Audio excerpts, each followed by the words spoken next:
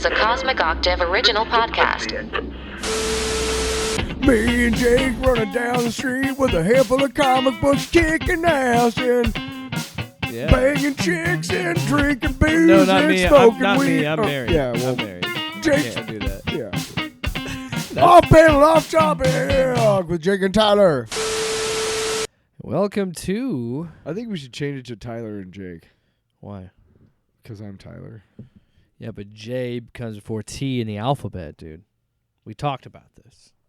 You know, Okay. I mean, I made up the theme song on the spot. If we're going by last name, then yeah, you go before me. Well, Alan, no, hang on a second, because I mean, I made up the song on the spot, and naturally I said Jake and Tyler, you know, so yeah, because alphabetically it makes sense. Well, it makes sense, not rolling off the tongue too. You know, Tyler and Jake. I mean, the show itself is just called Off Panel, Off Topic. You kick off the K, the Jake Ken Tyler, and it's Jake and Tyler, you know. Yeah. But if you do Tyler and Jake, that's like an extra syllable out of nowhere that you just don't need. Just get it out of there. Jake and Tyler. Yeah. Tyler and Jake. You know, that's like what? Together forever. All of a sudden you're Tyler and Jake. Nickelback or something? Right, can we get this singing the fucking theme song? show started? Are we please? doing a show? Yeah, right now. Really? Yeah, Jake, that's me. Tyler, that's you. Holy shit! I thought we were rehearsing. No, this is live at the time because it's recorded. It's live while we're recording this. Yeah, no breaks. Yeah. So yeah, it's a very relaxed episode. If you can't tell, episode 108 of Off Panel, Off Topic. Well, with the strikes and everything, there isn't a ton of things to talk about, which we prepared for that. So we said, we're going to do as much news as we can, but we're going to have more fun, more evergreen content, as they say. We're bringing back an old segment. Sorry, that's my leg rubbing on the table. I thought some phone was going off or something. Anyway. A couple fan films. Now, normally we wouldn't cover this, but there's just so much weird controversy behind both of these movies, and they both kind of have similar plot threads in a way. They're different, but they have similar ideas. They're different but the same. Yes. And then we're going to finally cover an episode. Is there only one episode? Because I looked it up. So we're going to cover the pilot episode of Pryde, Pryde. Because that's Kitty Pryde, yep. Of the X-Men. We're going to finally cover that today. Yeah, and as we spoke about when we did our first or second RoboCopalooza, I looked up on the last one we did, we talked about it, yeah. Yeah, the Wikipedia page, it says, because there's only 21 episodes. And normally, or there's only 12 episodes, normally there's 13, but they took that money to make Pryde of the X-Men. Yeah. And when we get to it, I have some really astonishing trivia. And it's kind of crazy that you brought it up because it's a lot of people. I looked it up on YouTube to see if they'd exist because you found the pilot on YouTube. I'm surprised that Marvel hasn't. I don't think they care. I think New World Pictures owns it, which whoever they are. But now. But then there's a bunch of other videos of being like the forgotten cartoon because I had never heard of it until you brought it up. So we had the videotape. Yeah, it'll be interesting. Video cassette. But we're gonna have some fun. It costs like $50. This episode, we're gonna have a lot of fun. It's the return of a segment that we did a few times. Haven't done them in a long time. Edited for TV. So this is where we take popular moments from movies where there's going to be some swearing, maybe like a shit or a motherfucker or something like that. That was edited so it could be shown on TV, which we have talked about. Can we swear on this show? Oh, fuck, can we? Fuck, yes. Oh. I was trying to keep my potty mouth in check. Yes! So where are these new drops? I feel like you got to tell me when they're coming. Oh, well, first of all, this is a drop from last week. Wow, these fucking reapers, man. Whenever you see like Tyler, you are crossing over from this life into the afterlife, and you're like, wow, these fucking reapers. You better play that at my funeral. I will play that. That's just gonna be on a loop. Wow, coming out of the fucking coffin. It's a speaker in the like a Bluetooth speaker. Just put it in my throat. Wow. Yeah, just like a I'll be dead. I don't care. Fuck, I don't care. Just jam it in there. I'm dead. Okay. So that's from last week. Oh, okay. well, I have I'm another. glad you got that one. I That's had a good another one. drop for because we're the show is called Off Panel Off Topic, and when we stray from the topic, I have a little drop to get us back on track. Why didn't you use it at the beginning of the show when I was doing the whole? Well, now you threw me off the topic, so now I'm like, get your ass to Mars. Yes. so your whenever ass when to I'm like, we Mars. got to get back on track, Get your ass to Mars. that is gonna be like, hey, knock it I off. love it. Okay. Oh, heavy on the Arnold clips. I will tell you Nice. that. Heavy on the Arnold drops. Good. I have one specifically that I'm only going to use for later in the show Okay. when we're going to take a break and watch Pryde of the X-Men. Okay. So, but also if one of us keeps rambling on and can't get to the point, I'm going to play this. Finish it! Finish it! It's Green Goblin. Deliver us from evil. All right, so these other two drops are going to be from our segment for Edited for TV. So again, in the past, we would take some vulgar scenes from movies and show you what they were like when they're edited for TV. Show you what they were like when they were just children. This one is fun because it's one of those movies we talked about, like Scarface or Goodfellas, or there's heavy violence and profanity. This is The Departed from 2006. Now, here's I've said this on the podcast before, and when we've done edited for television way back in the day, like it's been a long time. We haven't done it in quite a long time. But I remember saying like, there's a question that you have that is, if you take all of this violence and swearing out of this movie, what's left? Like, are there seniors going, or people who are faint of heart who are like, I just want the good bits. I just want the wholesome parts. And there are no wholesome parts. It's a fucking crime movie. Yeah. Well, especially in something like when they try to put like The Sopranos on cable TV, Right. and it's like you can show more violence on cable, but you can't show the sex, or you can't have as much of the profanity, and like it's always silly. It So dumbs down the show. So when you take a movie like The Departed, another Scorsese movie, why were you? which haven't we learned from Scorsese movies? Like all of them are R-rated. There's a lot of swearing and violence in them. For not all of them, but you know what I mean. Especially the all of them. mobster movies, especially all of them. But Pride and Prejudice. So yeah, Bloodbath. The Departed is a classic. It's more about people have a. I love The Departed. I think it's great. I love that movie. But anyway, when you Marky Mark kicks ass in that movie. when you're introduced to And Mark, I hate Marky Mark. hey bro, I'm in The Departed. I'm Mark Wahlberg. Oh, so I'm a right-wing So- conservative asshole. I beat up a Vietnamese guy. People forget about that for some reason. I got away with it. It was a hate crime. I threw Anyway. rocks at black kids. Anyway, his I danced in my underwear, so bro. the introduction of his character is great because we meet him because Leo is interviewing, and they're very secret because it's not Matt Damon's internal affairs in that movie, right? But they were like because he was signing up to be deep undercover, and he said Leo was like, I think I know what you guys do, and then Mark Wahlberg cuts him off with a great opening introduction to his character. We would be cunts. You calling us cunts? So he's pretty much saying, like, you don't know what we do, and if you did know what we do, you know what we would be? We would be cunts.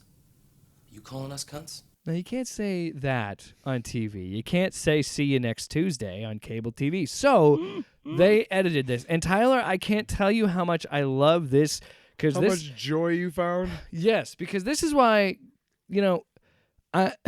the strike is going to make us do old segments again, and I'm glad That's fine. I came back to this Because you segment. know what? Some of them need to be dusted off. So they could not have been bothered to even try and get Mark Wahlberg in the booth to do some ADR. It doesn't even sound like him. It clearly sounds like it was like something that somebody fucked up. Like like in a radio ad where they're like clearly you can tell at one point they had to do a quick edit and then you can it's like dry for like a second and it's like there's no music and it's just at this location and then it goes back to the music. That's what this is like. Okay. So I can't wait. Because we're both in Obviously- radio, so bad audio is yeah, like you're gonna love it's this. bad for us. One more time, Okay. for comparison's sake. Well, one more thanks, because we want to hear that word. time. Well, I just We would be cunts. You calling us cunts? Okay. We would be sloppy. You calling us sloppy? I didn't doctor that at all, dude. We would be sloppy. Listen to Do it this. again. They, again, could not So- be bothered to no. get him in the studio. We would be sloppy. You call it sloppy. They couldn't even bother to play the dude who they did get to do it twice. They just looped it. We would be sloppy. You call it sloppy. You know what I mean? You They better, just looped the dude. sloppy. dude. That's fucking crazy. It's We would be. we would be. We would be sloppy. You call it sloppy. They didn't even try.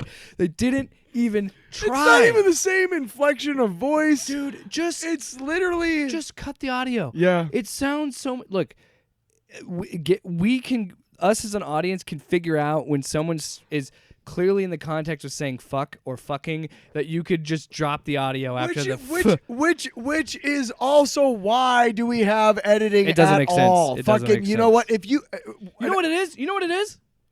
Sloppy. You know how much gold that is?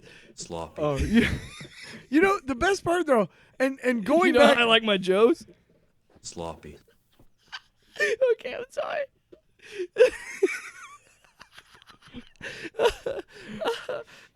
if you saw my room, you would accuse me of being, Sloppy. or my car, you would accuse me of being.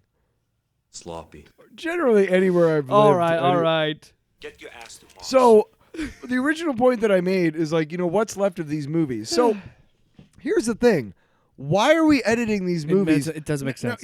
It does make sense because we live in an age of rampant capitalism where there's fucking 170 channels and they need content. Yeah, they need some to fill the time. Yeah. And these fucking like these now there's digital antennas, so there's all I don't know does your mom like have cable or whatever? My mom has a digital antenna, I and think once my mom has Dish. every so often my mom rescans. Okay, you know what I'm talking about? Yeah, I have a And she digital gets antenna to watch NFL Brand games. new fucking channels, brand new. Yeah. Never been there before. Comet here, gone. Yeah. What happened to Comet? Doesn't matter. Because it's just these fuckheads who are just like pouring. Somebody's making a shitload of money off all this. Yeah. I'm not. Yeah.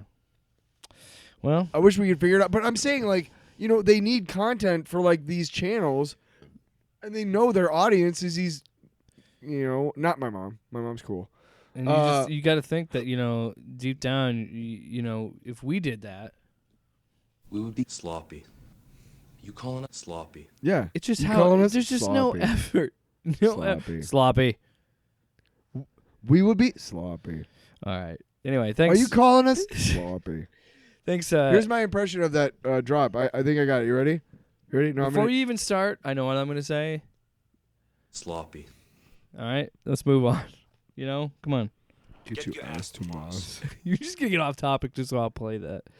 Yep. Absolutely. By the That's way, it. the It's soundboard's nothing to do working. with this at all. But yeah, it's good. So thank you, Edited for TV, for bringing us countless laughs. All right. Thank you for sucking. So let's get into the main topics. Again, light week. Not a lot of news because, again, strikes are not causing a lot of things to be going. Strike sucks. You know, strikes are good, but they suck for everybody. No, yeah. Because I mean, we know why I they're guarantee there. you those writers and actors would rather be working. I guarantee you. So anyway, that means there's some things to talk about. So normally, we probably wouldn't cover these things. But there were two big fan films that came out in the past couple weeks. I think Superman Solar came out at the end of July, and then last Thursday or last Friday, Spider-Man Lotus was released.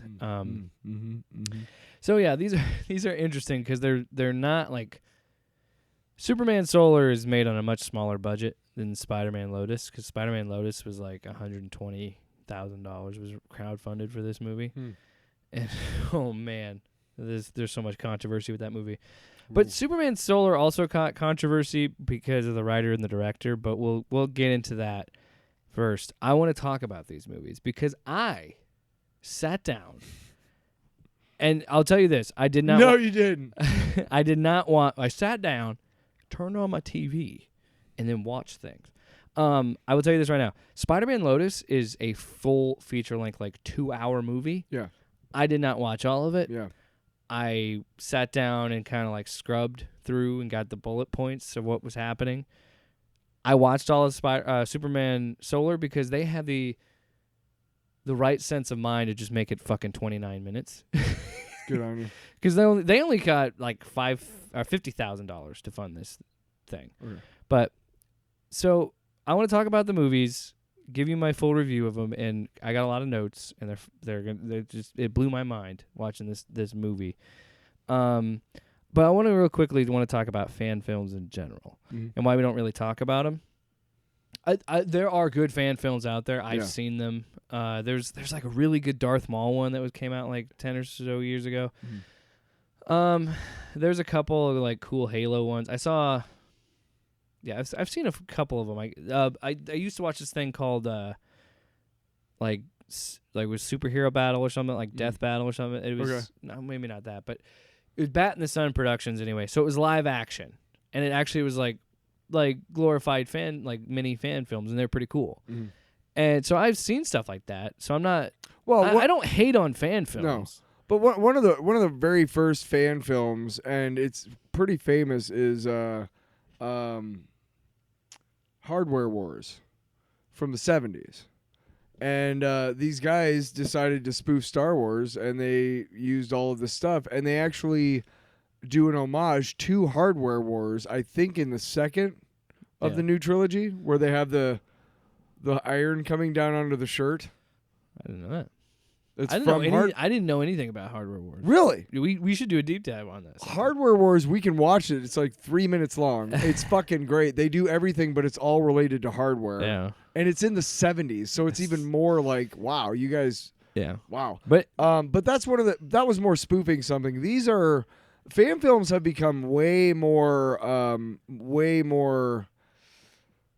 professional, produced. They become a lot more serious and whatnot. I mean, these guys did it just to fuck around. There's a broader access to visual effects than there ever has been. Yes. So there's a lot, and we'll get into that with these movies. But anyway, so Superman Solar got some flack because I saw people sharing it with Spider-Man Lotus, like the racist cinematic universe. Won't die. Yeah. But I don't know if I think this guy's racist. I just think I don't really know. What happened? But well, what's going on? So the controversy behind this movie, because both these movies have controversy. The controversy behind this one is writer-director Andrew List, who he's done visual effects before. He's also a veteran, and I only mention that because he makes it part of like one of the things that he talks about. But he had some interesting opinions on his Letterboxd. Are you familiar with what Letterboxd is? Yeah. It's a movie reviewing app. Like I don't. I think you're talking about widescreen or Letterboxd. No, Letterboxd is what you do is it's kind of like it's like a movie review social media. So like you go in, you watch a movie, you rate it, whatever stars it is, and you give it like a little review. Do they have that for music? What caused his controversy was people noticed that he gave Sound of Freedom 5 stars and said, quote, "See it for yourself. We must protect the children. What a terrifying world that's hidden in plain sight," which made people notice the popular theme in QAnon. So I don't know. But I don't know I don't necessarily think this guy is racist. I'm not here to say that. But he's not helping the allegations when you look at things like this. And again, I want to make it very clear. It's okay to not like Jordan Peele's movies. It's okay to not like any movies. There's nothing wrong with it. But I just find it fun. People pointed this out, which I did think was kind of funny. And I'm only using this as comedy. But Jordan Peele's Get Out got a 1-star review from this guy. Us was 2 stars. So then people were making jokes like he's not really helping the racist allegation, like as a joke. And then I was like, wait a minute. Is there a little pattern here? So he gives the Batman...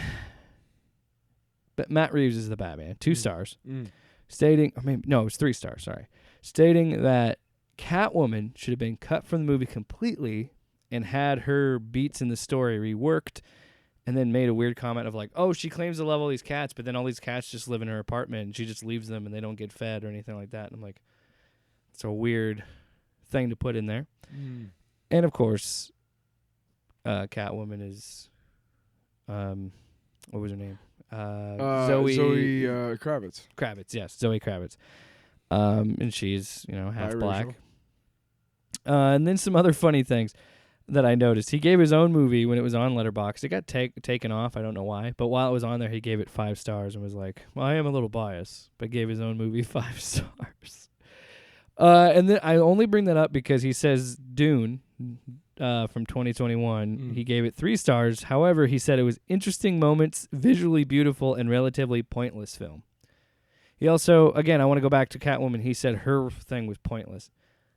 Somebody pointed this out on Twitter, was like, I love it when someone says something in a story is pointless, but then doesn't describe how it's pointless. Right.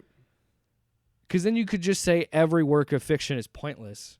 Duh. If you want to look at, and that's a really shitty way to look at life, but that's one way you can do it. I don't know. That's my So I want to be gig, clear. right? His little chunk of controversy is not nearly as big as the Spider-Man Lotus one. It's like I know more about that and care more about that than the fucking movie itself. I told you I didn't watch that. I scrubbed through it, got to the beats. I wanted to look at the things I want to look at. Anyway, So describe. I watched all of Superman Solar for us. So I'm gonna pull up my notes because Your nuts? You're gonna pull out your nuts? pull out my nuts. And Holy shit! crack 'em. Wow. So here we go. Superman Solar. So the movie begins with like this really like twangy, good old fashioned American town guitar, because we're in Smallville, and it's a football Friday night.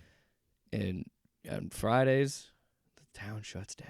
Smallville, Kansas, football town. Smallville Eagles. And I also know that they're only called the Smallville Eagles because of how this opening scene was shot. Clearly, there was a high school football game going on, and that's where this guy got his B-roll from. He just showed up with his camera and just filmed like a Really? chunk of this football game. Really? Because it's super long shot, right? At one point, I'm pretty sure you can see the fencing a little bit in the shot.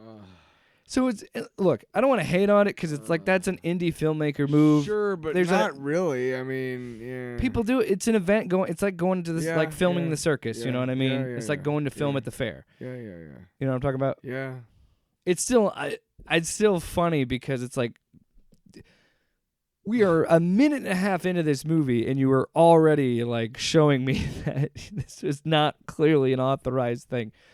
And what's even funnier is you can also clearly tell the stitched in later audio where it's like, I don't even think the announcer in the scene, I don't even think says the quarterback's name.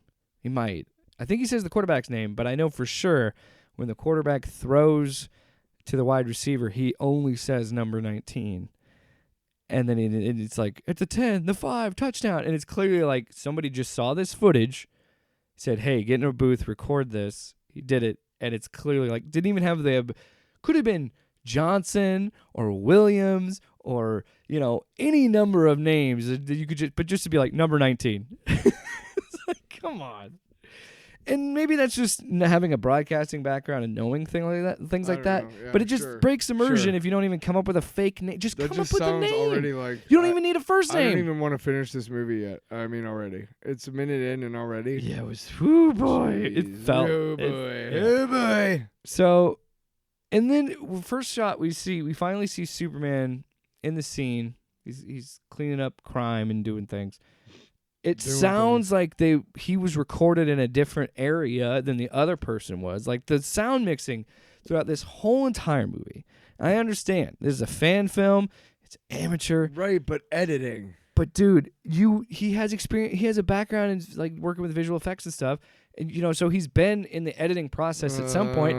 You would have to think that somebody would teach it, or he would know, or somebody would teach him how to sound mix. But again, that's also me coming from a place of like audio and sound mixing, and even I have knowledge of that, and even I mess those things up. I understand.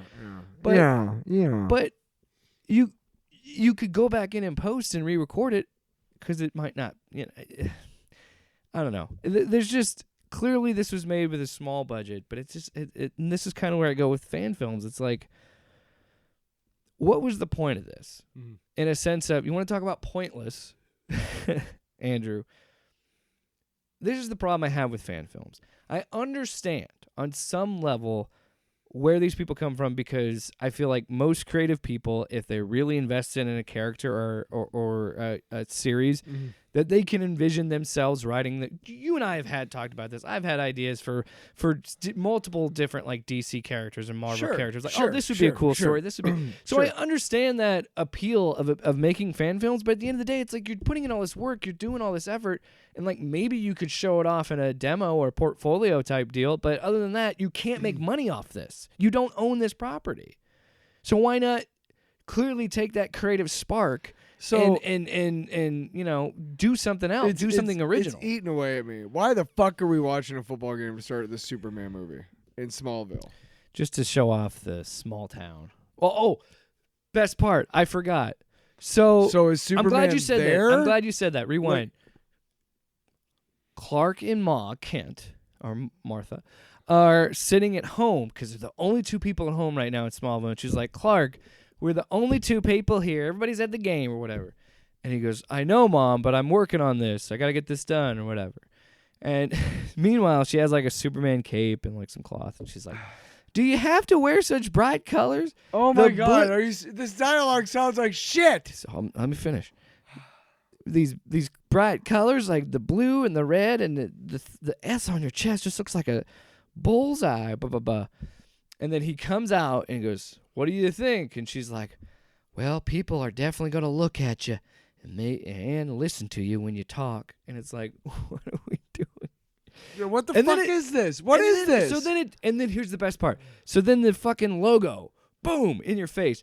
Big dramatic music, no swell, no build, no ramp. It's just fucking logo and orchestra music like Superman Solar, which, by the way, the logo doesn't look bad. I don't think honestly, I think... Why is it called Solar? No reason. What's the point of the movie? Really what happens in the movie? I'll get to it. Oh, my God. So... already, it's just terrible. Again, the sound mix is all over. Oh, also the guy in the suit. I'm not trying to dock the dude for his physical, yeah, but you're going to build. play Superman, dude. His physical build, because I am a chunky boy. I know saying that, but I'm just saying this guy was, and not his fault, clearly was in a muscle suit. Like, it's so, like, oh man. There's a scene where he, like, is walking with a hoodie on, clearly wearing the suit on underneath that hoodie because he's not that big when he's not in the suit. And so he just rips the hoodie off, and it looks like a sketch.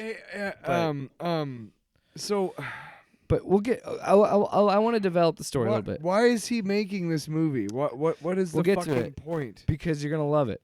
You're gonna hate it, and I'm gonna love it. Is what's really gonna happen. Also, there's a point where they see a shot of Superman in the air, doing stuff, you know, and there's this couple that's like, "Doesn't that look like Clark?" And they're like, yeah, that is Clark, but we won't tell nobody, and nobody in Smallville will tell anybody because it's the Smallville way. You know, there's like good townspeople. They wouldn't say anything about it. And it's like, okay. And is that an allegory about like police violence? No, I think it's... Try that in a small town. Telling Superman's secret identity. And so, like, the beginning of this, we have that big moment where it's his logo. And then we get a montage of Superman being great and everybody loving Superman. But then we also have an intercut with one of these, like, talking head news segments where the fat white guy was like, he's not from here, so he shouldn't be allowed to have an opinion on what's going on in America, and he shouldn't be able to be Superman. What the fuck is this that we're watching? What is this? You know what? I thought that a lot watching this. Why did Because you know what it is? It's kind of genius because it's kind of like just stream of consciousness of like Superman stuff. I guess. And I will say this. For someone claiming to like the character, I think of the two that we're talking about, Spider-Man and Superman, this one plays truer to Clark Kent and Superman than fucking Spider-Man. Are you sure? Because the beginning of it sounds shit. Do you have to wear such bright colors?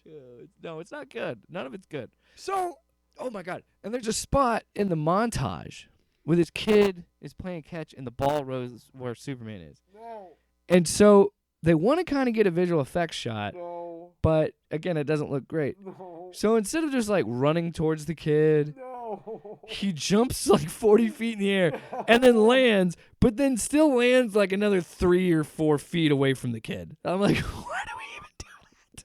just put them closer together. Why did we even do that shot? And so the whole point of this movie, I'll just get to the point of the movie. So the whole point of this movie, did you ever read Grant Morrison's All-Star Superman? Yes, one of my favorite comic books Issue number 10 is a fantastic fucking issue. Yes. Clark Kent, Superman, talks this girl down from suicide. It's a brilliant issue. It's one of the reasons why All-Star Superman is so fucking good. This fucking movie has the audacity to tackle that storyline. So what we're also I wanted to bring this up too, because this is just, what the fuck are we doing here? So we fast forward after the montage. Superman is broke. We come into his apartment. We get a shot of a clearly someone folded up a paper and just wrote eviction note, or like rent is due on the 1st, not the 9th, Kent, or whatever. Like your rent's late. Letter. Now, with visual storytelling, that's all you need to tell the audience, that he's broke, right? Right? So then Clark Kent sits down in this dingy-ass apartment. Sits down, takes his glasses off, throws them down on the couch, and just goes, well, someone's bound to hire you, Clark. You don't have to express the character's thoughts in visual storytelling if you've already established a shot of him seeing that he's broke with the late rent, and then he's defeated when he sits on the couch. That's enough to convey that he's, like, nobody outer monologues like that. If it were like an audio thing, like an audio drama, that would make sense. But this is visual.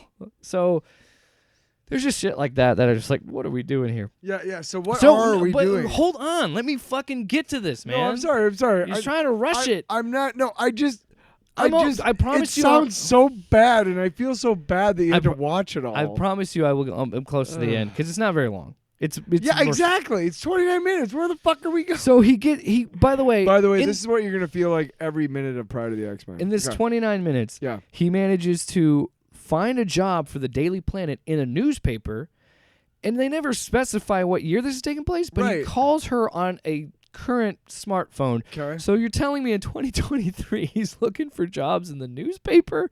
There's just little details like that. Also, is this at the beginning of Superman's career or midway? I don't know. You gotta fucking tell us where he's at. The movie doesn't tell you. So the movie at this point is telling you that Superman has existed long enough to get a following from the people of Smallville, and he's showing up on TV, but yet he's still broke. He hasn't reached the Daily Planet yet. Whatever. You said this was true. No, there's moments that you can tell. I don't want to say truer, but I want to say you can tell there's a heart behind it. He kind of, if not a brain. This guy you can't make a good Superman movie with $50,000. I'm sorry. Are you sure? I could make a better fucking movie. Because you know what happens? You have these two movies, two fan films that are about two characters that are it's similar in a lot of ways, but very different in a lot of ways. Where you have two fan films where they both kind of have a similar plot, where they're talking to some dying kid or some. So this movie, the whole point of it is Superman is trying to talk this kid out of committing suicide. They go to the top of a building on a very obvious green screen. I mean, it's like, what are we doing? And so again, he's trying to do a little bit of that Grant Morrison storyline in a muscle suit. Yeah. And how the movie unfolds is Superman's giving flashbacks, which is again something similar to what Spider-Man Lotus does, which is funny to me. But it's just so in these flashbacks we find his first meeting with Lois Lane. And it is it's really interesting. No. The first flashback we get is him with Pa Kent. And it is clearly this was made with friends and family and not actors. And I don't want to say that to be mean to these people, but wow. This is supposed to be this big inspirational scene. And by the way, because we don't know what timeline we're at, where Superman is in his life, he's just wearing a backwards hat with a Smallville shirt underneath like a jean jacket to maybe suggest that he's in high school, but it's the same actor that's playing Superman now. I just had to bring that up because it made me laugh, because the whole time I'm like, he just has a backwards hat on that makes him younger. So then after that, we come back, and then he's like, yeah, he's still talking to the kid. The kid's like, I don't know, I still want to end it all. So then we go to another flashback. It's Lois Lane where we meet in this. And I got to say this right now. Lois and Clark, no fucking chemistry in this movie. None. And again, it's just, this is what happens when you do a movie like this with not real actors. Quote of this. So she's also very combative because she's a member of the press, so she has to be combative to Superman.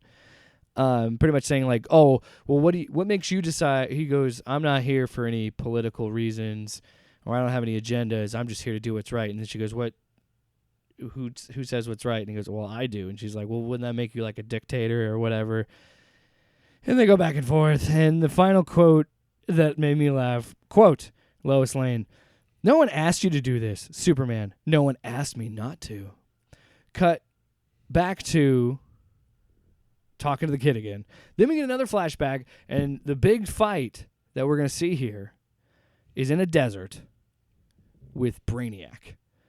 And I can't tell you how bad of a fight scene this is. And so they fight. He lands, hands shaking. We get a POV shot from the back of Clark's head. His hands are shaking with blood on them. And we look at his face, but no blood on his face for continuity's sake. And he's clearly standing in front of a green screen. And he goes, I should thank you because before nobody could move me, let alone throw me. I didn't even know I could bleed. But, that makes me more like, if I do bleed, that makes me more human than I know. And blah, blah, blah. And that also means, I lured you away in this desert, and now I don't have to hold back. And then shoots laser beams out of his eyes so hard that it shoots. There's a shot of the earth, and you still see the laser beam and fire coming out of the earth. I shit you not. Whoa, that's stupid. Then it cuts back, and the kid's like, well, how'd you know to do that? How'd you know that'd work? And he's like, I didn't. I was scared, and I just had to trust myself. And then the whole thing is like, he just keeps telling this kid, just don't give up. That's the whole running theme. So this kid is on the brink, and he keeps saying, don't give up. Just give it one more time. And it's like, again, they're trying to get it to a message, but it's just not executed well. This movie is so bad that you telling me about it makes me not like you. Oh, it's bad. It's bad. Like, I don't like you right now. I already told you about it. You dragged it on. And it was crap, and there was no reason. Because I wanted you to know what I had to go through. I did. You understand now? Yes. You understand sucks. the sacrifice. So okay. I appreciate all that you do for our show. That was 29 minutes. Dude. So the movie ends, right? Superman, the kid doesn't kill himself. Superman goes on being Superman. Blah, blah, blah.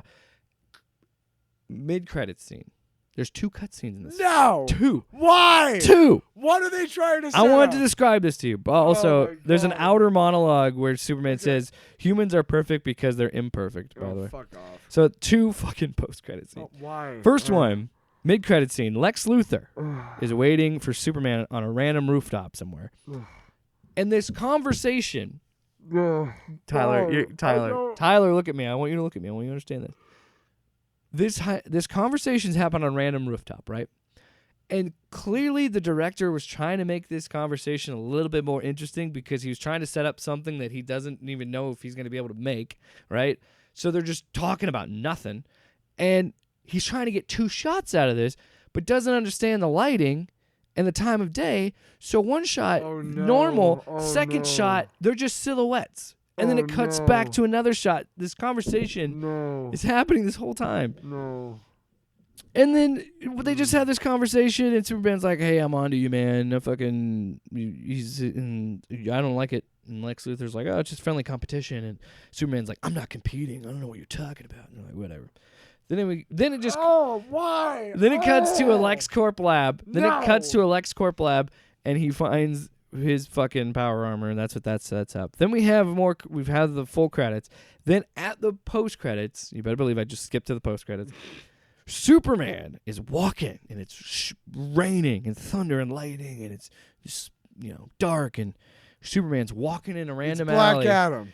Listen, he's walking in a random alley, and guess what he finds in this alley? Maybe he's in Gotham, because he finds a batarang, and then looks into the sky, and there's a bat signal, and then that's it. That's the stinger. That's the final cut scene, the last fucking thing you see.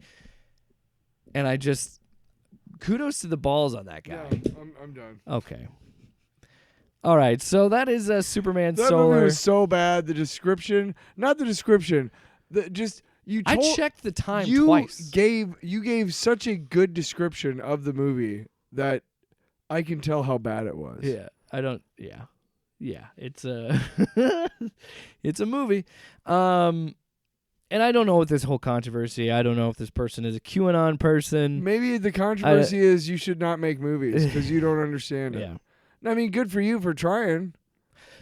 I want to make it clear. But these are basic fucking rules of cinema. Look, Basic fucking rules.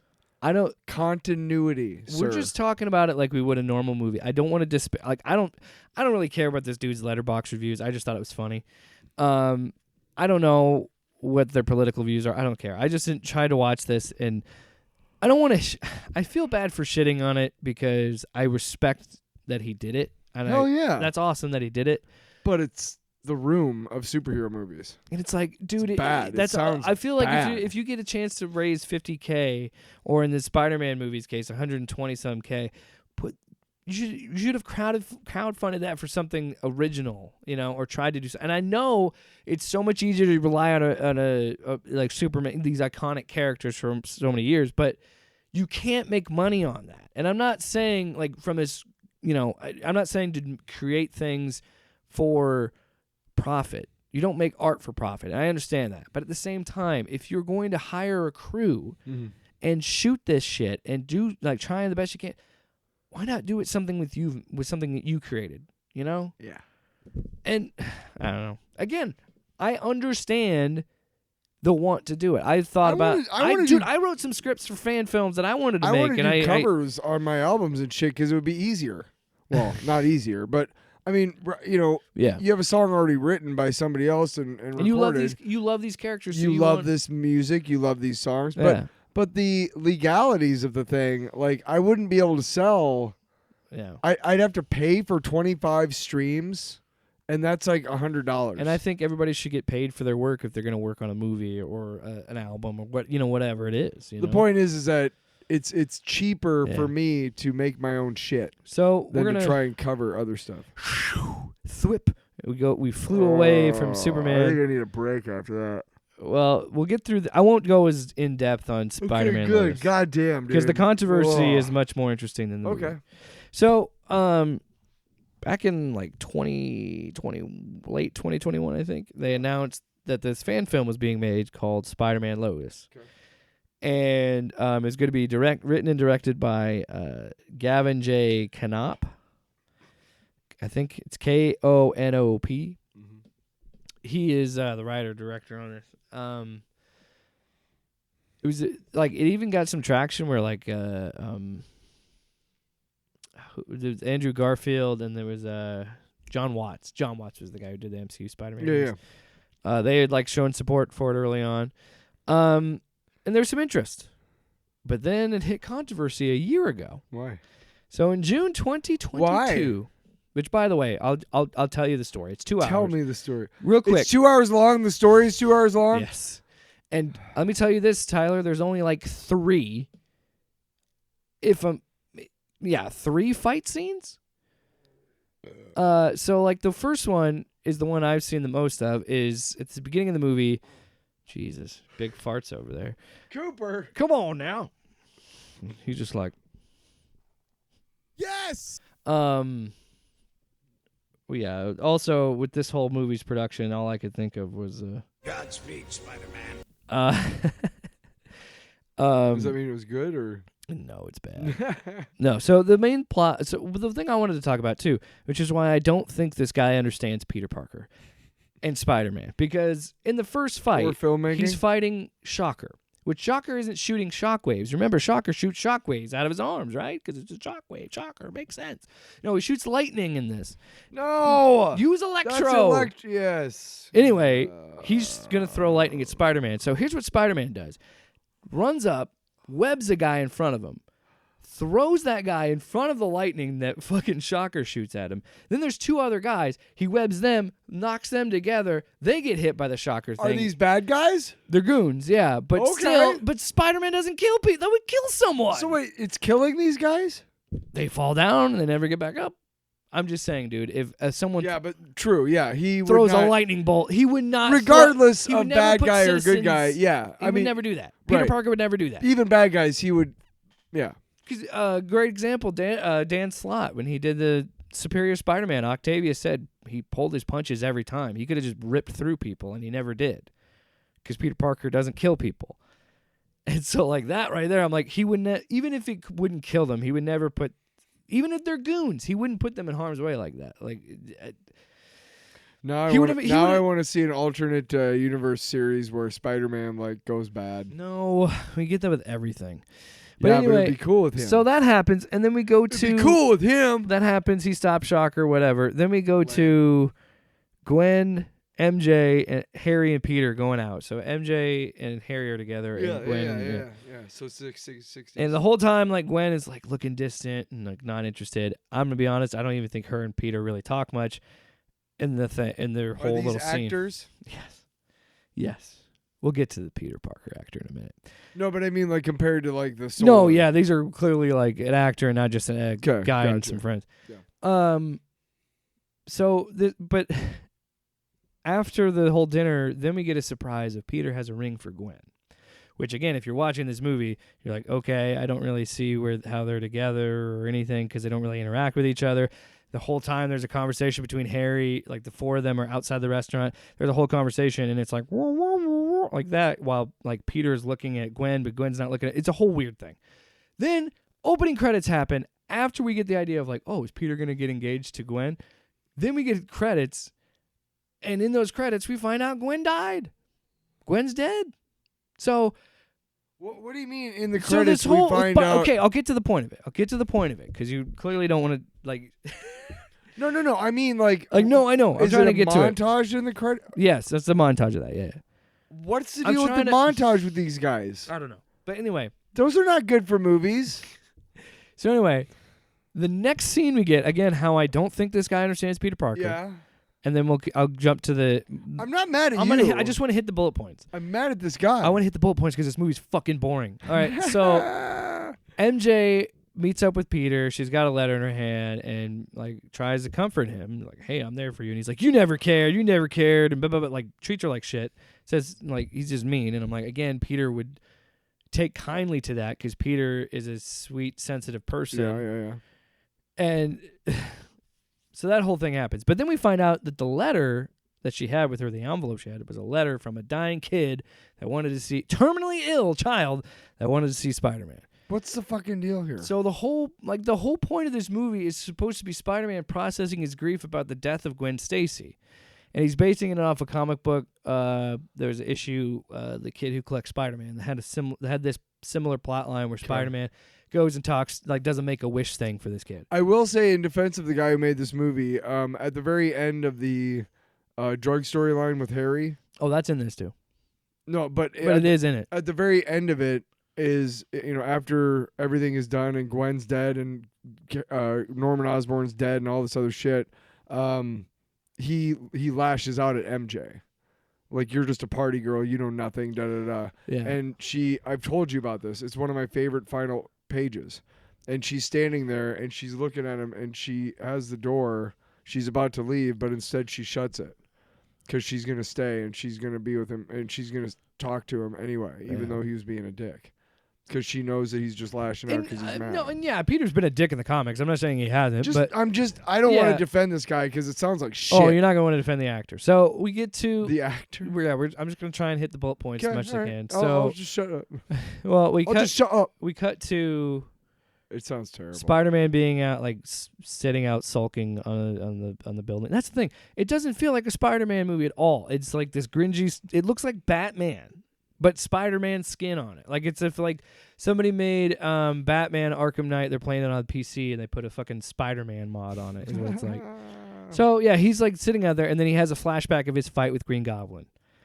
The Green Goblin costume. Oh no! This fight is so bad, and I think Gavin knew it was bad and tried to cover it up as much as he could. Who's so Gavin? the director. The shot is he's sitting there, it's raining, and he's like looking out, and then we go into the scene. The scene's happening. And this is how you could tell they're like, it blows my mind that they had all this money and they couldn't do this shot. So we see the Green Goblin, who looks traditionally like the comics Green Goblin, but his mask looks like it was from fucking Spirit Halloween because like the mouth doesn't really move. So the fight scene is very quick because they're like, oh, this looks like shit, so we got to shoot around it. So that happens, and then we hear just an explosion of a pumpkin bomb, but we never see it because that audio is there. But there's a shot of just him sitting out sulking still, but it's like this really stylized close-up shot of Spider-Man.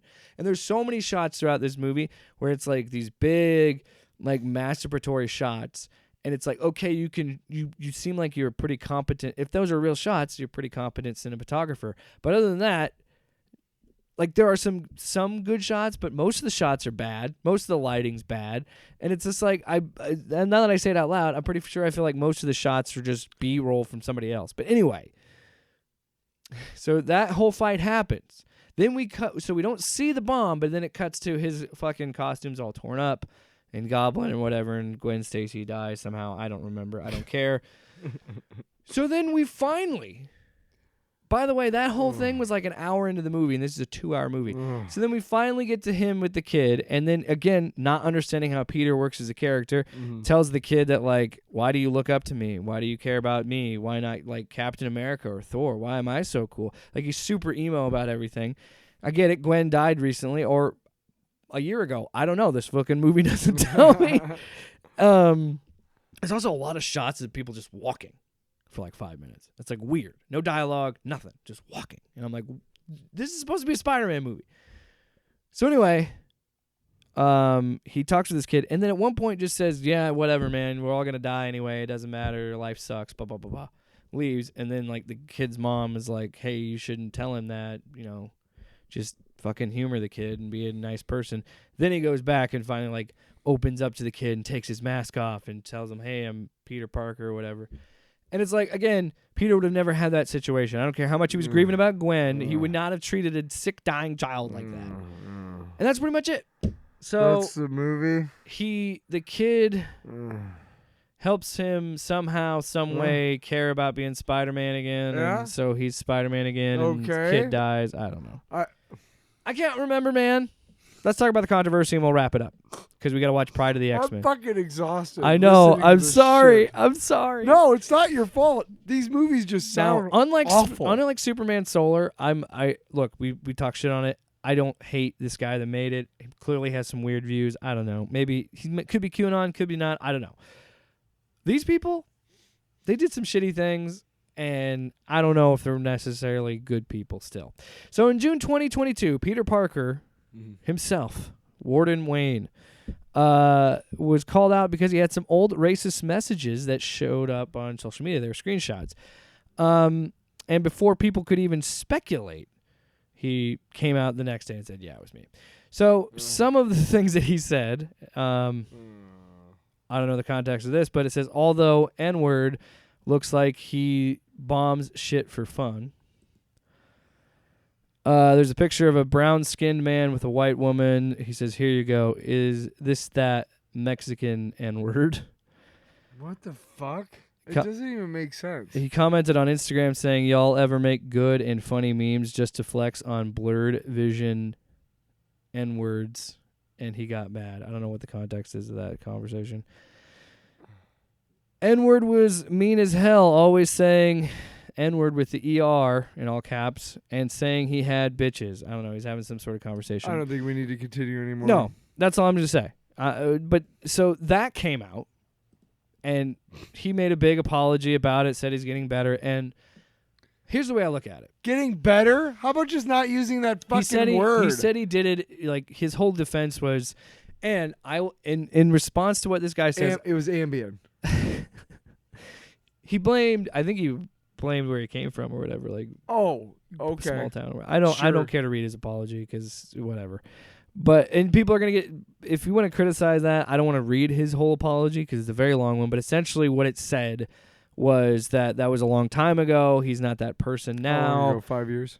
I don't remember the timestamp, but I think he was like, because the guy must be, I think he's like around my age, maybe a little bit younger, so he's probably a teenager when those DMs leaked. I don't know. Or when those were, he made them. Either way, he should have known better at that age. I will say this. If he did in fact come from a small town, I can understand why he would say things out of pocket and not realize them, or say something that he doesn't understand. But if you're straight up just saying the N-word but putting an A on it, it doesn't make it any better. Like, you can't. And I'm guilty of that, dude. When I was younger, I would post stupid shit on social media too. So I understand that. But I just like... Oh, dude, I'm lucky I wasn't, social media wasn't So I around understand that, and until I was in my want to have a 30s. little bit of grace, but then I find out more about this Gavin J. Knopp guy, and I'm like, well, he's kind of a shitty person. Gavin J. what? Knopp, I don't know. I don't care. Shortly after, writer-director Gavin J. Knopp chimed in on Twitter, defending his actor, claiming he's not that person anymore. So he's pretty much saying, hey, we need to let people make these mistakes. And I can understand that to a certain level. And to be fair to Warden Wayne, I haven't seen racist things since from this guy. So Also, your name is fake. Warden. Who names their kid Warden? Warden Wayne. So he came out and defended him. He's like, hey, he's, you know, it was a long time ago. But then a few days later, Knopp got into hot water because he's similar to Wayne. He had messages with racial, homophobic slurs and even used the R word. Yeah. So, and I've seen him, and yeah, I'm not going to repeat them because I already repeated some of these. So yeah, that was bad. And then after that, the guy who plays Green Goblin in the movie, he came out and defended Warden Wayne in the controversy. He said, what did he say? He pretty much said, let's pull it up here. Let's pull it up. So yeah, when he was talking about the whole controversy, the guy who played Green Goblin, he said, to be honest, I have more of a problem with the overall sentiment that his use of the word, N-word, that doesn't sound like Gavin to me, but you never know. It's like, dude, you don't need to say it. We know he said it. And yeah, what do you mean that doesn't sound like he wrote it? Yeah. And he posted it. Yeah. I mean, what? Okay, are we done talking about these? Yeah. No, because I'm only saying this because I think it's funny. So after all this controversy, many fans began demanding a refund for their donations. However, according to some of the comments found on the site, some of the donors haven't received any word back from Warden Wayne or Gavin J. Knopp. Also, the hubris of this fucking guy, too. They had a red carpet for a fan film that was going to be for free on YouTube in like a day or two. Like, what are we doing? And then one final nail in this movie, one more final controversial thing I want to talk about, and then we'll get to the fun stuff of Pryde. See, I put Pryde at X-Men later because it's fun. The visual effects team quit. After all this shit happened, they quit. In response to the controversy surrounding, the Peter and the director, the entire visual effects team for Spider-Man Lotus collectively walked off the project. Artist Max Arnhammer, he talked about it in a YouTube video, which you could find on YouTube. He said he praised the other artists on their work before showing off some of the completed shots. He noted that he regret leaving the film, but that it was, quote, no longer aligned with what Superman, or good God, no longer aligned with what Spider-Man represents as a character. End quote. So the movie that you watched, or the movie that you skimmed through, none of this controversy, none of this shit would be worth it. I'm sorry. No. You're telling me that you saw some completed shots? You're telling me that the VFX team quit? When? Like, is the movie that you saw not have completed VFX shots? There's only like 3. Okay. There's only like 3 visual effects shots. Okay. The beginning where he's swinging, which actually looks good. Okay. So my interpretation of like this is that shot is from that team that was still there. Yep. His I want to say there's another when he's beating up the kid. And when he's doing the webs, I'm sure he was fucking beating this kid up. Because it sounds just awful. I'm Maybe sure they that's helped in with the there Green somewhere. Goblin thing, but the only like big visual effects shot that I would have seen that like was fully CG was him swinging. There was a really bad car chase with the cars. I'm like, wow, those are not real looking cars at all. But like him actually swinging in the city looked good. Okay. So like I feel like there were some pretty So good. maybe they finished the one shot and then they were just like, fuck. There you, were a good luck. few visual effect shots. I'm like, okay, this is a little bit of a higher end fan film. Like it still doesn't look like his first shot of him swinging through the city was the best shot in the movie, and they had to show it off there because then everything else is just like this fucking boring. Stay tuned for the rest of this fucking bullshit.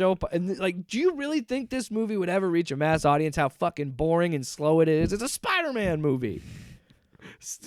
Yeah, Peter Parker is an emo-sensitive guy, but he's not fucking sulking Bruce Wayne. But he's generally affable. He's relatable. That's the whole Yes! thing. He's generally a guy who's like, I'm just You wanna trying, root- man. You want to root for him. Yes. He's like me. You want to root for him. You want to root for This me. went longer than I expected. This took an hour. I'm sorry. Yeah, what the fuck?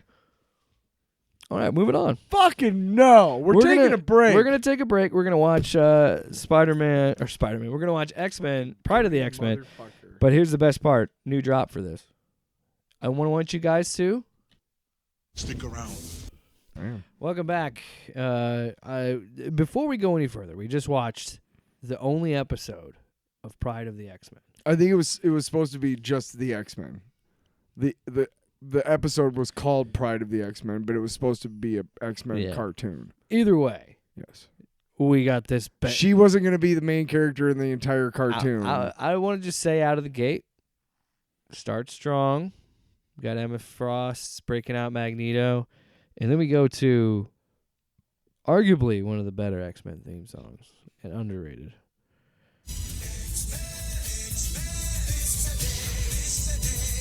What's he saying? This today? Lives today? On the news. Dude, this sounds like Striper or some shit. Sounds more like Whitesnake. Oh, yeah. We're X-Men. Here I go again on my own with the Wolverine who's gone in Australia. What the fuck? Finish it. Yeah. Finish it. You got nothing else? That's it? All right. Anyway, fucking banger of a theme song. Yeah. So you said you saw that you had like a VHS tape. Yep. So We had to buy it from the comic book store, and it was like $90 it wasn't that weird because like that still for a existed. fucking 25-minute show. My parents were like, "Are you fucking kidding me?" Well, you know what's funny about that is that still like was a common thing when I was a kid in the 90s. But the difference is they would have like 2 or 3 episodes versus just one 20-minute episode. There was no way we could get it anywhere. The only place we could The get it. Spider-Man cartoon I would My get. brother was very diligent about he would order Suncoast catalogs because they had a Suncoast in Cedar Rapids outlet. Yeah.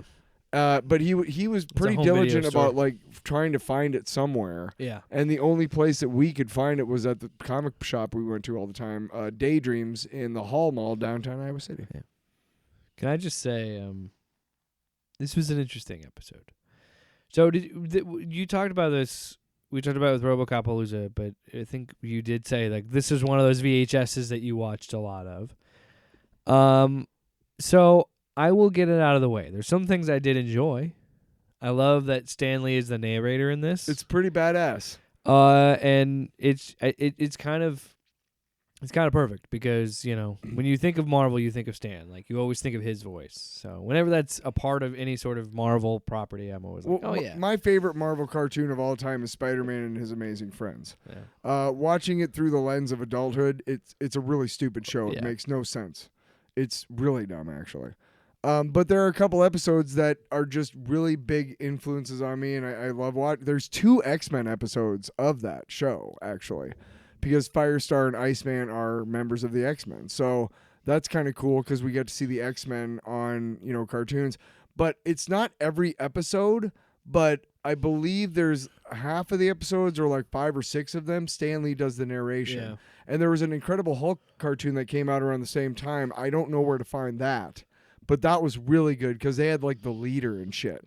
The 90s one is on Disney Plus. Yeah, but it's not the one I'm talking about. The one I'm Yeah. talking about was in the early 80s, or around the same time. There was a block on NBC. Yeah. Anyway, but he was the narrator for every episode of The Incredible Hulk. In fact, Mr. Mom, if you ever watched that movie with Michael Keaton, Yeah. they're watching a cartoon when he's going to work that first couple minutes of the movie. They're watching a cartoon, and it is from that Incredible Hulk cartoon. I remember very distinctly the episode. Oh. This guy had an arachna robot, arachna tank or something like that. Well, anyway, let's just dive in.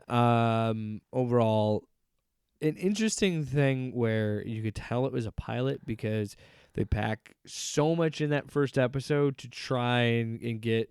And I don't know the story of why they never got, like, because it is only in home video, so I wonder why they never took that to series or. Well, I think a lot of that DNA. Nobody bought it. And I think a lot of that DNA. They shopped it around and nobody bought it. And I think a lot of that DNA kind of pops up later in the 97 cartoon. But, like, the thing that we got to talk about the most has to be fucking Wolverine's voice. So I wanted to talk about this because, this is back in the 80s. There's no YouTube or anything. Nobody's reviewed this anywhere. And if it has been reviewed, it's in a newspaper where we don't live. We can't look up a newspaper article online. That's not a thing. Yeah, you don't have So, like these niche YouTube channels that cover this stuff. If we don't have a magazine or an indie magazine or something that's reviewed this, then we don't see a review. Yeah, like Wizard period. Magazine or something like that. That wasn't even but that was later. Yeah, you're right. But so we don't know anything about this. We're just really excited. We can pop it in and kids. Here's the shit about the bear. And we're just like, what? My brother and I paused it, and we're just like, what the fuck? Like, my mom were like, boys. What does it say? What are you talking about? We're watching the fucking movie for the first time, and I did Wolverine's voice, his first time he talks. Kids, we don't want to witness some little... And we're just pausing. We're like, what the fuck? And my mom's like, Canadian. Boys, He's Canadian. Stop swearing. And we're like, well, Mom, look at this fucking bull. I spent $90 on that goddamn thing. $90. You better like that. So we're just like confused as shit because it makes no sense. Yeah. Every time anybody talks about this, that's the one that goes. Stop looking at it like a fucking dog toy. No, but every time anybody talks about it, that's what you'll hear is like, Wolverine's Australian accent. But again, why? it's so fun because watching it now, it's like looking at it as like, But do you know why?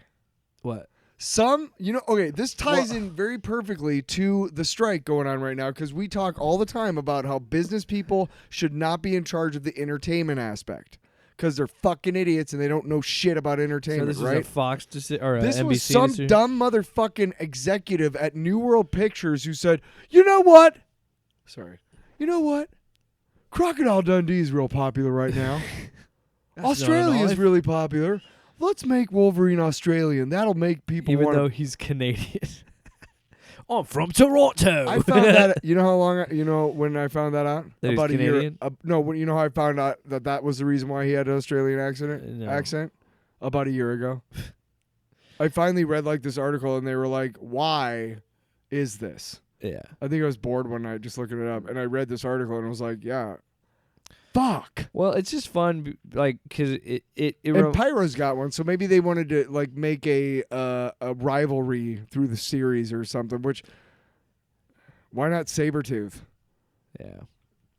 Well, my whole thing is like, it clearly feels like a pilot. It clearly feels like something that was made for like home video. Because again, It introduces all the characters. yeah, because back when I was growing up too, even in the 90s, we would have like special VHS tapes of like one episode or two episodes of a show or something. Like it's not uncommon at the time, but I did get that feeling of nostalgia with it, and like the intro is unabashedly an 80s cartoon intro, and like we played it at the beginning. It's fucking rad. I love it. I do think it's animated well. I think That's one thing I told you is that the it looks as good as animation it can in 480p. throughout. It was hand drawn. Yeah, well, and I Unlike a lot of complimented stuff today. I complimented it because it looked and I think a lot of these cartoons of this era, like when I look at those things, that's how I view these characters a lot of the time. Because a lot of kids, like myself, are introduced to these characters through cartoons, and like that the artwork is so well done, and it's such a particular time that I have such nostalgia for that style, because this was starting to become the norm of like this, like, hey guys, with the shading on this 2D plane looks great and gives depth, and it's like, we're gonna animate on 2D. Let's do that. I'm not saying that like that they did that sarcastically, but it was smart that they like started to be like, hey, look at this. Even now in the 80s and 90s, this is still 20 to 30 years of like art history that we have of what these characters look like. This is how we can iterate on these characters. The Scarlet Spider in Across the Spider-Verse was animated like that.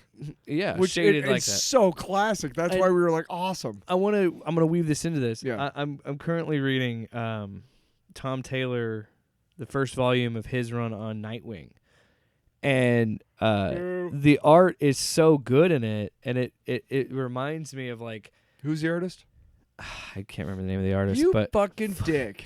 It's great. The artist on that book is great, but I love artists. It has that style that reminds me of. It doesn't look exactly like the animation style in the '90s, but it kind of like it is drawn in a realistic way, but still has the shading and the look and the feel. Like if you look closely at the panels, Mark Bagley? No, this came out like a few years ago. Yeah, I know, but Mark Bagley. No, I know, but it's not Bagley. Don't fucking. I just want to get to my point. God. And so there's moments in that book where I see like the when you have comic book art. We talked about this with Into the Spider-Verse, the little dots. I noticed that in the paneling, and it's the same thing here where I noticed the little shading and the little like you said. I can tell the hand-drawn touch to these characters. This isn't because we're bored. It's because I'm tired. We've been doing this for 5 hours now. We take breaks. So we haven't even hour and a half. I've been here for 5 hours. We I'm sorry I have a child. No, but yeah, quick no, but thoughts on the show. When we talked about it the last time, I went home and watched it on YouTube because I was like, I haven't seen this in decades, maybe at least 15, 20 years. Yeah. And it was like, wow, this is really bad. And the reason why is because like the animation is great, but like there are so many. When you see some of the cartoons that we've had these, now, it's like this is bad. This is not good. And how well we know these characters now, like as how well a wide audience know these characters. People who watched the first 3 X-Men movies that Fox put out would watch this and be like, what the fuck is this? Well, this is when they're starting to figure this out. Yeah. Right. Well, again, this is New World Pictures is the reason why Sony owns Spider-Man. And I'll explain. Back in the 80s, Marvel really wanted to get into entertainment, Hollywood, all this shit. New World Pictures basically bought Marvel. And there was this shitty fucking movie house in Hollywood, and they weren't that great, and they folded after a while. So they had to sell them off to who I can't remember who bought them. It doesn't matter. Point is that that's how Marvel got the whole thing boomed in the 90s. Marvel over fucking reached themselves, and by the end of the 90s, they were fucking hurting for cash, dude. Yeah. So they sold a bunch of their properties off, like Daredevil, Spider-Man, the Hulk. Would you say that they were sloppy? A little bit. But that's why they had to eventually sell all these characters. So New World Pictures is indirectly the reason why Marvel doesn't own Spider-Man anymore. But all cartoons, if they would have gone into series with this cartoon, the rest of the animation on the actual episodes wouldn't have been as good. Because you notice that like with G.I. Joe and Transformers, 2 of the biggest cartoons of my childhood, the first opening 3-part series that they made to introduce the kids to the whatever. TMNT is the same way. Yes. You can see the quality dip, and they had to cut corners because they had to make so many episodes. Episode 12 of season 1 is like, that fucking sucks. It's like, well, because you got fucking 80 dudes in Korea going like, yes, we're fucking working as hard as we can. Jesus. The more I've done the Drawn to DC stuff, our sideshow, and then doing this, the more I talk about animation, the more I appreciate it. And you understand why they did it, but it just sucks because There's we've said it many times on this podcast. There's a reason Pixar always gets great, not like makes great movies, because it takes so long and you have to be so meticulous about animation that, you know, it just takes time if you really want a good product. And unfortunately, when you're dealing with your market as kids, you want to get as much content out as fast as possible for these kids. And it's like, yeah, it's crazy. That's why the South Park model is so fucking brilliant, because they can make a cartoon in cheap. 1 week. No, Yeah. the with the software they have, you've seen that the behind the scenes of it happen. Oh one yeah, night. South Park Studios and whatnot. But yeah, you've seen about the night that Obama won. Yeah, they had to switch it. Yeah. Well, no, No. Donald Trump won, and they had to switch it because they had it. It was they had it. Hillary winning was the episode, and then they had to rewrite the episode because Trump won. No, this was back when Obama won the first time. Let's just move on. Point is, they had to guess, and they guessed Obama because they had a week to go, or like a day or two to go. They had to guess. They guessed Obama, and Obama won. And if it would have been McCain, okay. I mean, what I said was good too, but you know. What you said was wrong. No, what I said did happen. No, it didn't. Yes, it No, did. it fucking didn't. Oh my god. Don't even look it up. I don't even. I'm gonna look it up because It I doesn't want to matter. make You it just- matters to me. Oh my god. You vamp and You've talk. been complaining about how long this episode's gone on. You just vamp. No, I'm done. End the show. Okay. Last drop, by the way. Come on, Cohagen, you got what you want. Give these people air. Hey Arnold, what was your favorite movie last year? Come on, Cohagen, you got what you want. Give these people air. Air? Oh, you did like it. Oh. I preferred if Tiki Watiti. would have directed it. You know, that's me. Just remember, when you're dying and you're fighting off the grim man himself, Mr. Reaper. Wow, these fucking Reapers, man. Can we end the show now? Go ahead. Jesus. Actually, no. What we need to do real fast. What? Long. No, it's Yeah, let's just move. Oh, fine then. Let's end We'll the do show. it next week. No, you. No, it's too Sloppy. All right, let's wrap it up. Go ahead. Wrap it up the show, cause Tyler's looking at his phone. Hey. I'm trying to find out the goddamn fucking thing that I'm talking about. Episode number 108. Everybody thinks that we're doing great. We're not. I'm at the end of my rope. I can't fucking find it. We're done. Go to hell.